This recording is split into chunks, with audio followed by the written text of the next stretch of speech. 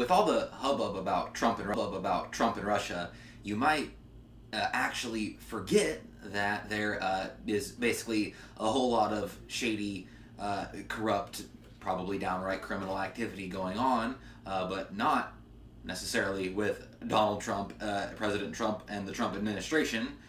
No, it is to be found within the Democratic Party, within the former Obama administration. Many of the members of the different national security apparatus, the heads of the CIA, John Brennan, the former national security advisor Susan Rice. Just you go down the list. The former DNI, the director of national intelligence, James Clapper. Ben Rhodes, who was also involved in national security with the White House. Many of these people, and the list goes on, were involved in unmasking of individuals in ways that were, probably illegal, as well as basically just being involved in an overall attempt to undermine the current administration, the current presidency. So there's all sorts of crazy, shady behavior going on behind the scenes, and more this stuff's starting to come out. So this is from the Daily Wire. Democratic IT aide allegedly stole House Democrats' laptops. Wasserman Schultz fights the police. What the hell is going on? A good question indeed. Wasserman Schultz would be Debbie Wasserman Schultz, who was the former head of the DNC, who had to step down after it was found out through the emails, the DNC emails that were leaked. It was found out that the DNC had basically conspired against Hillary Clinton to favor, conspired against Bernie Sanders to favor Hillary Clinton, and basically ensure that she would get the super delegates, meaning essentially she was going to get the Democratic nomination no matter what. They sabotaged Bernie Sanders, basically, and she had to step down because of that. That whole scandal. So she is definitely no stranger to being involved in shady, illicit activity. But apparently that may not have been the extent of it. Meet Imran Awan. Awan was an aide to 25 members of the House Democratic Caucus. Over the past decade, Awan and his family members were paid some $4 million by House Democrats. He was arrested on charges of bank fraud yesterday while attempting to flee the country. He was headed to Pakistan, where he reportedly wired nearly $300,000 to himself. Smashed hard drives were reportedly found at his home. Smashed hard drives, and smashed devices in general, probably with a Hillary Clinton brand hammer, I would imagine. I don't know why that was hard to say. According to Politico, Awan and his wife have been investigated for stealing equipment from some House members. They are suspicious that Awan may have put information from that equipment onto the cloud. While other House members fired Awan months ago, former Democratic National Committee head Debbie Wasserman Schultz decided to keep him on payroll until the day of his arrest, and attempted to stop police from looking at her smashed laptop, which Awan apparently had. Naturally, top Democrats are claiming that Awan may have been arrested due to, you guessed it, Islamophobia. That ever-pervasive scourge upon humanity, Islamophobia. All of this should raise some serious questions. Number one, why was Awan being paid so much money for so long? According to the Daily Caller, Awan wasn't doing a good job. In fact, he and his team weren't on mandatory phone calls. 2. What information did Awan transfer? The Daily Caller, which has been all over this story, reports that Awan had, quote, access to emails and files of dozens of members of Congress, as well as the passwords to the iPad that Wasserman Schultz used for the Democratic National Committee businesses before she resigned as its head in July 2016. Number 3. What is Wasserman Schultz trying to hide? Not only did Wasserman Schultz keep paying AWON, she reportedly, quote, threatened the chief of the U.S. Capitol Police with consequences for holding equipment that she says belongs to her. Again, here's the Daily Caller. When the DCNF asked Wasserman Schultz Monday if it could inquire about her strong desire for the laptop, she said, quote, "No, you may not." After the DCNF asked why she wouldn't want the Capitol Police to have any evidence that they may need to find to and punish any hackers of government information, she abruptly turned around in the middle of a stairwell and retreated back to the office from which she had come. So she just scurried off, apparently. And number 4, why aren't the media reporting this story? Thus far, only Politico, among the mainstream media news outlets, has covered the AWON story. Nothing from ABC, nothing from NBC, nothing from CNN, nothing from the New York Times. That's pretty stunning, considering the potential scope of the story. One suspicion: are mainstream media outlets concerned that perhaps AWON might be in some ways connected to DNC leaks that damaged Democrats, or that will do so in the future? This is a major story. We're just beginning to learn the ramifications. It's certainly bizarre that it's being buried by mainstream outlets. Absolutely. I mean, that's just clearly bizarre. You've got the former head of the DNC that had this AWON guy as part of her staff, wasn't even apparently doing a good job, yet he was paid, like 3 or 4 times, what a staffer basically should be paid in that position. He wound up making like $4 million, as it said, by the end of this. And again, at his house, they had smashed hard drives, and this is a guy who had access to Debbie Wasserman Schultz's emails, as well as emails of other members of Congress. So it definitely begs the question: is this somehow linked to the leaks, to the DNC leaks that were given to WikiLeaks, which is absolutely a possibility. Nobody likes to talk about the Seth Rich, investigation anymore, but there is certainly a ton of controversy swirling that event. People absolutely, are not willing to rule out the theory that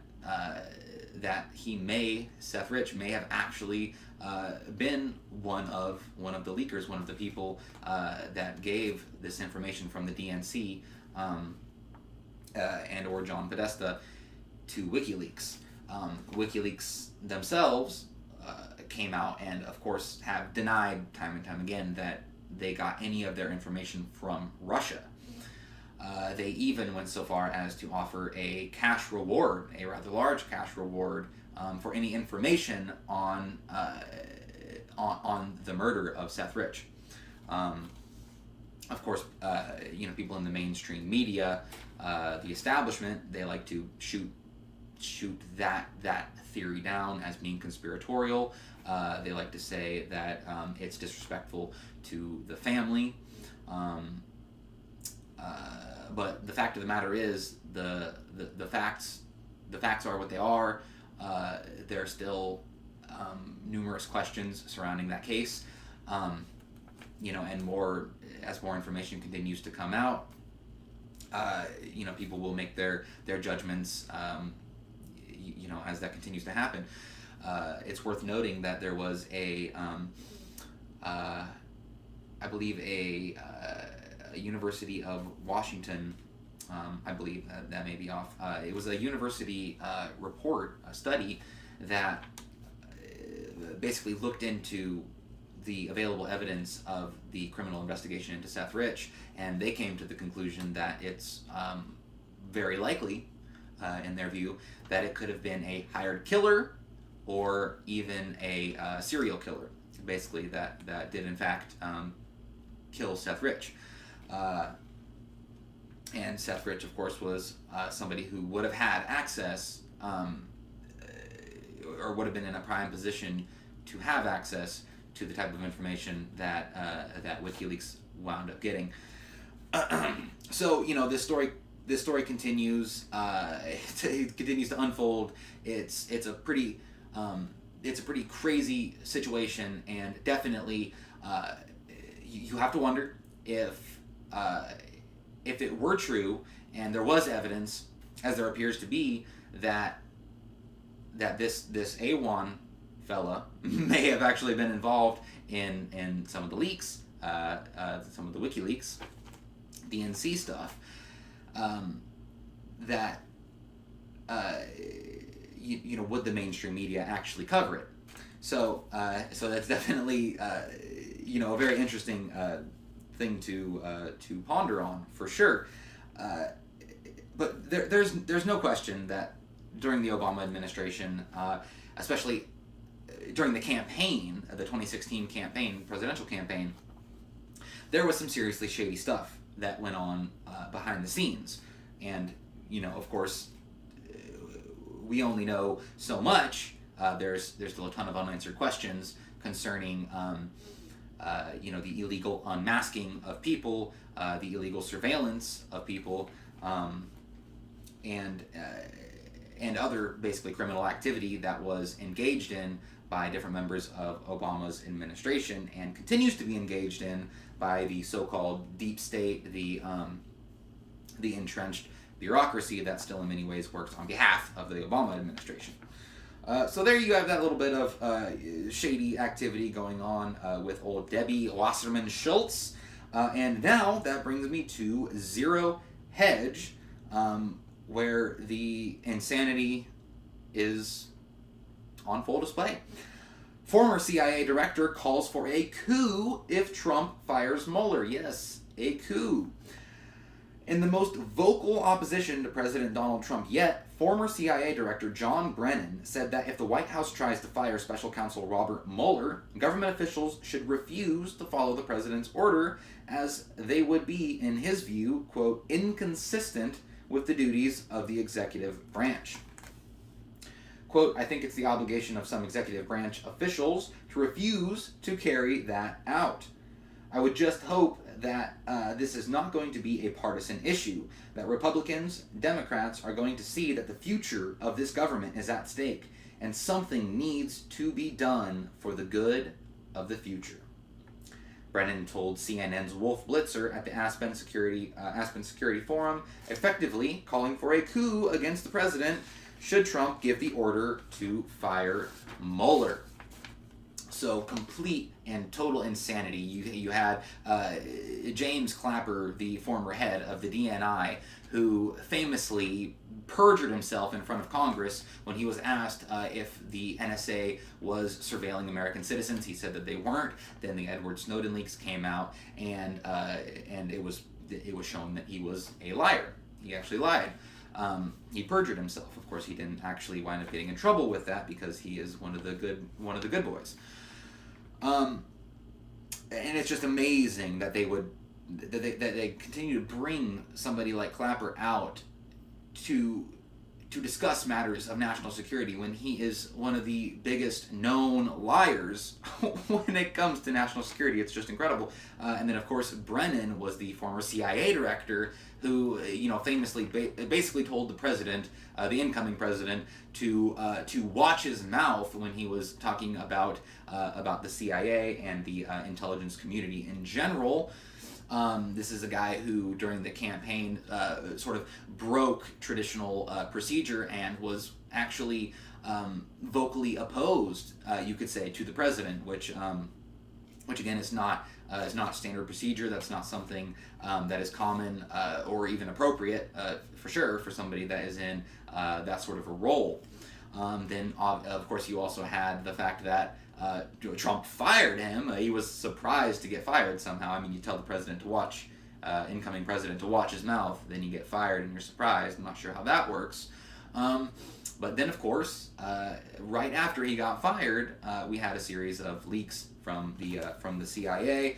There's definitely speculation that Brennan himself played a role in actually being a part of some of the leaks that have come out of the intelligence community. So it is a continuing scandal. You had an administration that was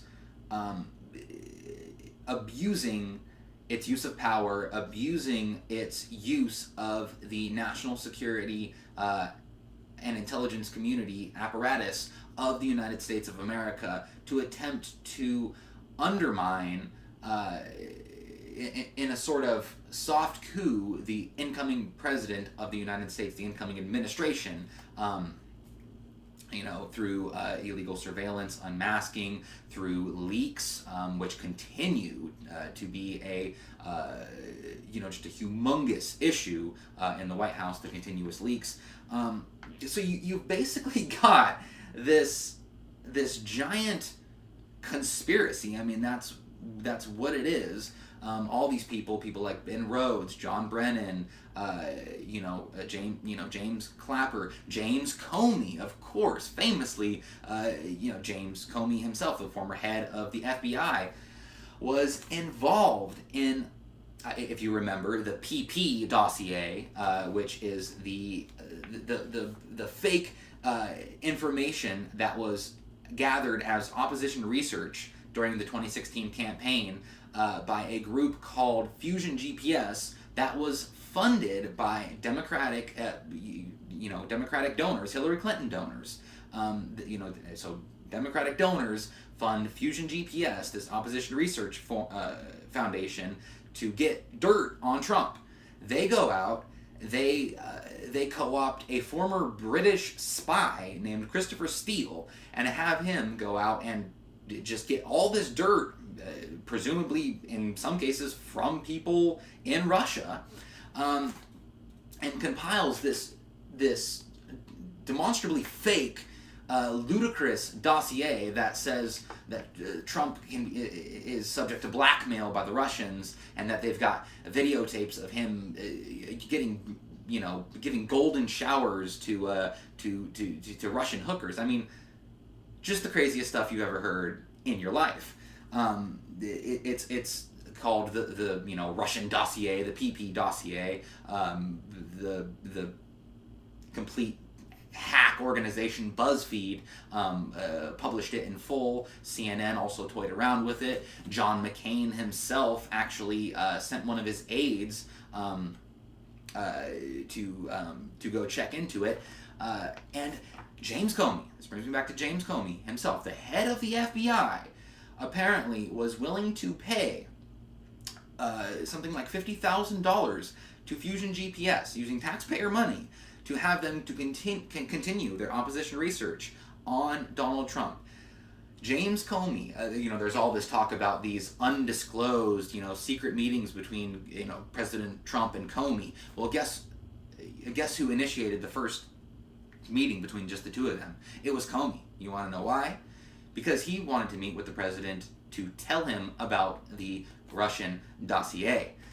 Many people think that he basically was attempting to blackmail the president at that point. I am absolutely not willing to rule that out, especially knowing what we know now about Comey. Him being he admitted to being one of the leakers, so we know that he is one of the leakers. He's a part of this whole criminal organization. I don't know what the heck else you call it at this point. This organized criminal effort to engage in a sort of soft coup and undermine the incoming president of the United States. Just amazing. And it's not just Fox News or crazy crackpot right-wingers that are coming out and saying that that the national security and intelligence agencies, their apparatus was abused by the Obama administration. No, this is even coming from the FISA court, the very court that Obama had to go, the Obama administration had to go to get the authority to actually unmask some of the individuals. They have concluded that there was abuses in that aspect. And that brings me to the National Review. The NSA intentionally and routinely intercepted communications of American citizens in violation of the Constitution. During the Obama years, the National Security Agency intentionally and routinely intercepted and reviewed communications of American citizens in violation of the Constitution and of court-ordered guidelines implemented pursuant to federal law. The unlawful surveillance appears to have been a massive abuse of the government's Foreign Intelligence Collection Authority, carried out for the purpose of monitoring the communications of Americans in the United States. Well aware that it was going on for an extensive period of time, the administration failed to disclose unlawful surveillance of Americans until late October 2016. When the administration was winding down and the NSA needed to meet a court deadline in order to renew various surveillance authorities under the Foreign Intelligence Surveillance Act, or FISA. The administration's stonewalling about the scope of the violation included an exasperated Foreign Intelligence Surveillance Court to accuse the NSA of, quote, an institutional lack of candor in connection with what the court described as, quote, a very serious Fourth Amendment issue. And the Fourth Amendment, of course, is the right against illegal search and seizure, which I would say illegally spying on people and leaking that information in an attempt to sabotage them. I would say that would probably fall into that category of a Fourth Amendment violation. Absolutely. So you've got, the implication, it goes all the way to the president himself, President Obama, and there has been subpoenas that have been put out for many of these people, Susan Rice, among others, Brennan, I believe. We need to get these people, Obama, we need to get all of these people in front of Congress. We need to get them to testify. We need a serious investigation into the activity of the prior administration, and we really need to get to the bottom of everything that's going on, because if people want to talk about criminal investigations and Russia all day long, okay, we can play that game, but it goes both ways.